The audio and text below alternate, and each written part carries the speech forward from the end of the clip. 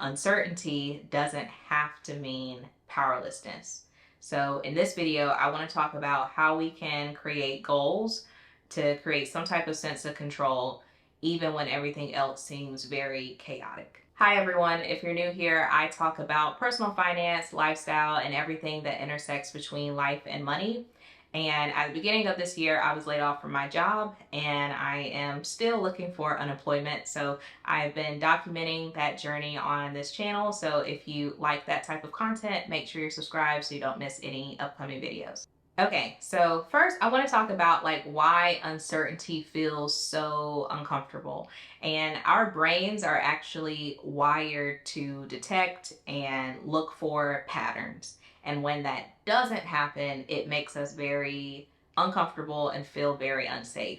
And side note, I was actually reading a book last year called How to Be the Love You Seek, which I know has the corniest name ever. No disrespect to the author of that book because it's an incredible book, but I do wish that it had a different name because when I tell people about it, they start to roll their eyes because it sounds so corny and Hallmark type of title. But the book is actually very science-based and it talks about your brain chemistry and how before the age of 6, 90% of your brain is already created. So what happens in that early childhood development stage is really important because it will create the patterns that your adult self will look for the rest of your life. So that is why our brains are so pattern focused. We like predictability. We want to be able to know this is what is going to happen. And when that doesn't happen, it makes us really, really uncomfortable. And I experienced that earlier this year. So when I got laid off, yes, the logistics of well, how am I going to pay my mortgage? How am I going to pay my debts? How am I going to pay my bills? How am I going to make life happen? Yes, that was very overwhelming, but it was also overwhelming because I didn't have a sense of control anymore. I didn't know what was going to happen because I was used to having a paycheck every 2 weeks and I knew exactly what I was going to do with that paycheck before it even came, because if you saw my old videos, I used to budget every time I got paid and I would know beforehand, I'm doing this with the money, I'm doing this, I'm doing this, I'm doing this.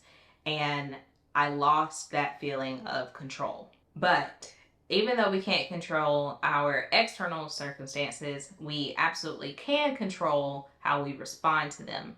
And that's where goal setting comes in. Now, I know that a lot of people may think how am I supposed to create goals when I don't even know what the next 6 months are going to look like, or even the next month, or maybe even the next week? How can you create goals during that time? And you bring up a good point because a lot of traditional goal setting advice, there's this framework called SMART, and that's a way that you can establish your goals. So it's an acronym. It's specific, measurable, actionable. What is the R? Hold on. What is the R? Realistic. Yeah, realistic and time bound. So that only works because you know all these different variables, right? But in a situation of being a lot of uncertainty, you don't know what the variables are because you don't know what's going to happen and you don't know what's going on. So for example, if you had a goal of, I want to save $10,000 this year. Well, that would be a lot easier to do if you had a job. So you may be thinking well, how can I even create that type of goal if I don't know how much money is coming in? So instead of having the SMART approach to accomplishing your goals, you want to instead shift your focus and have uncertainty proof type of goal. So here's my framework for creating goals during times of uncertainty. Number 1 is focus on the process and not the outcome. So that example of I want to save $10,000, that is an outcome. The outcome is you would have $10,000 in your bank account. So instead of focusing on that, we would focus on the steps of how we would get there. So instead you can think, I want to apply to jobs every day, or I want to learn a new skill once a week, or I want to network once a week. Those are steps that can lead to you getting a job, and then that can lead towards you saving $10,000. And you want to change that focus because you don't have as much control over the outcome of $10,000, especially if you don't have a job. But you do have control over the steps. You can control how many jobs you apply to. You can control if you are still learning during your season of unemployment. And you can also control if you're networking or not. Are you putting yourself in positions where you could network? Are you going to events? They can even be like free events where you would be surrounded by people who work at companies that you want to work at. You have control over that. A lot more control over just an additional $10,000 popping up in your checking account. Another thing is building in flexibility. So having multiple ways to achieve the goal. If the overall goal is I want to become a UX designer, well, what are the different things that you can do that you can control of how to get to that outcome of UX designer? Do you know how to use Figma?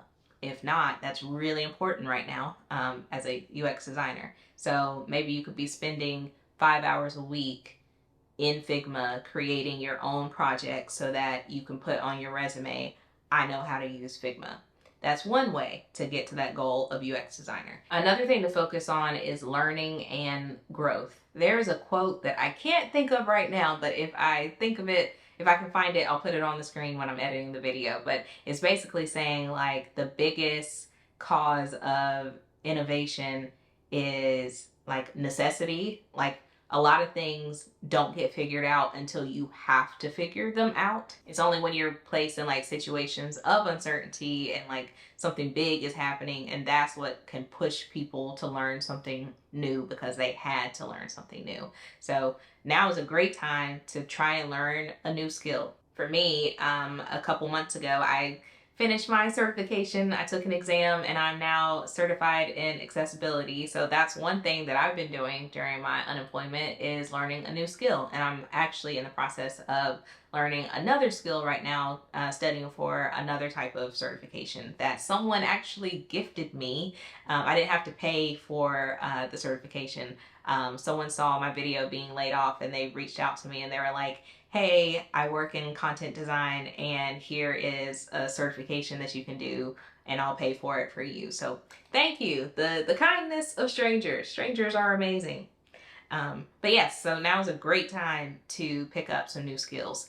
And while you are learning these new skills, they can start compounding. And then eventually, when you do have a new role or whatever goal that you're aiming for, and all this time that you put in learning those new skills for whatever goal that you're trying to reach, you put in that time and now you can reap the benefits from all of your hard work. So to put this into perspective, like for me, if I have a goal of I want to find a job within 3 months, instead of having a goal of finding a job within 3 months, I can create a goal of I want to learn a new skill once a week. I want to have informational interviews once a month. I want to have 2 informational interviews per month. Or I want to read a new book related to my career field once a month. Those are all things that I have control over, and those things can put me into a better position to land a new job within 3 months. And not only do they put me in a better position to land a new job, they also give me a sense of progress and a sense of control when I actually don't have much control over the job market, to be honest. But I do have control over what I do. And lastly, I would suggest creating micro goals. So don't have these like super ambitious goals because that's going to be really hard to accomplish and it's going to be really hard to digest and you're probably just going to end up feeling overwhelmed anyway. So instead of having that really big goal, why don't we break it down into tiny bite-sized goals? So something that we can focus on, this is what I can do today to help me get to that really big goal. And then that's what I can do this week to help me get to this really big goal. And then this is what I can do this month to help me get to this really big goal. And the best thing about this approach is that it gets you moving and it creates this momentum and it gets you to the point where you are constantly and consistently putting action towards your goals. And it can help you create a sense of control and a sense of like accomplishment that you are putting in the work necessary to accomplish your goal. And when you're focusing on these process-based goals versus outcome-based goals, you get this sense of, I am putting in the work and I do have control, somewhat control over my future, even if I can't really predict what's going to happen. Okay, so let's get practical. How can you start creating process-based goals today? One, I would do a skills audit. So be honest with yourself and reflect on yourself and think, what am I good at? What am I skilled at? What do I enjoy doing? Do I have any type of transferable skills? So skills that aren't just good in one industry, but they can be used in other industries as well. Are there skills that I have that are associated with my hobbies, but could be associated with skills in a profitable type of environment? Next, I would decide your learning goals. So what is something that you want to get better at? What is something that you want or need to know more about in order to be successful at your ultimate end goal? Then start creating your process goal. So break it down into little bite-sized pieces. What are things that you can do to help you get to point B? From point A to point B, what are the different things that you need to do in order to get you safely and securely to point B? And remember to start small. What is one thing that you can do today?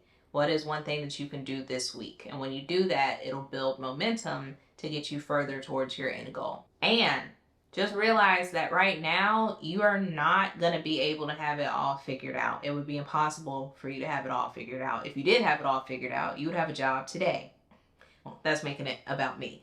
Your goal while watching this may not be to actually get a new job. Your goal may be something else. But whatever your goal is, if you had it all figured out, you would be there already. You would have already accomplished the goal. So you're not going to be able to have it all figured out right now. But you can start getting the ball rolling and making progress towards whatever your goal is. And uncertainty is not easy. It's not. I've been very vulnerable and transparent during this process, and there have been a lot of low moments during this year that I've been dealing with this. Well, not year, the past 6 months. I meant all of 2025. Basically, I've been dealing with this.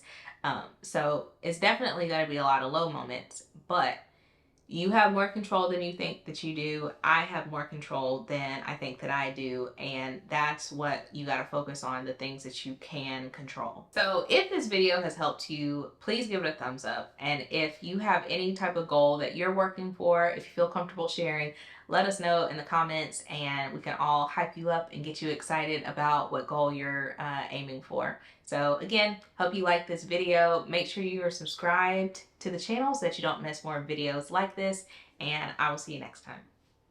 Bye.